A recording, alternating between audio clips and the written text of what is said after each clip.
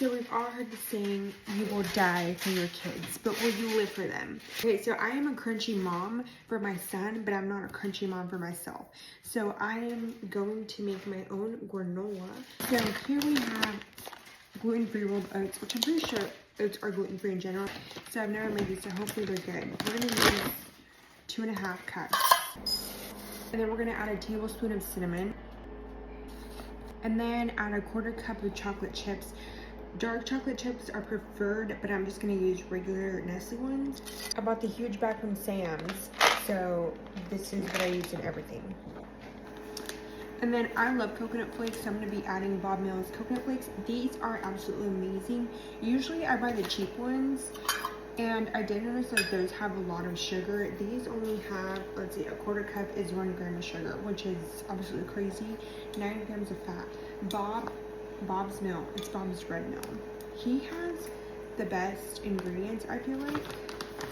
So we're gonna add a 1/4 cup of this. We're gonna add 1/2 teaspoon of salt. So now we're gonna add 2 tablespoons of melted coconut oil.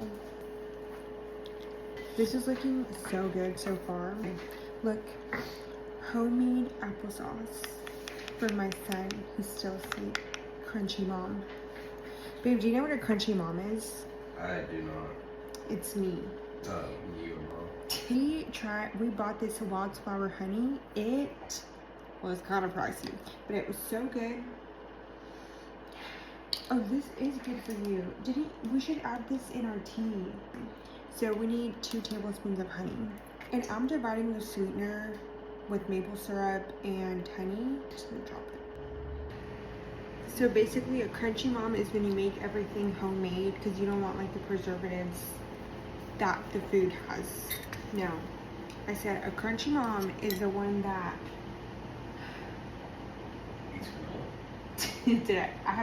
don't be fooled. Maple syrup, table syrup, 2 different things. So 2 tablespoons of maple syrup. Do you think it's healthier for you? This looks so good. So I'm gonna give it a mix, and then your oven should be, you're gonna cook this for 30 minutes at 300 degrees. And then if you're gonna add any fruit, like you can add cranberries or any dried fruit, you add that at the end. At 15 minutes, we're gonna give it a stir and flip it around. I just took a bite. It's so good, I'm excited. So I'm gonna put it on parchment paper just for easier cleanup. Make sure your oven's on 300, not 350, not 425, 300. And also make sure you use parchment paper, not freezer paper. So 15 minutes is up, now let's check it.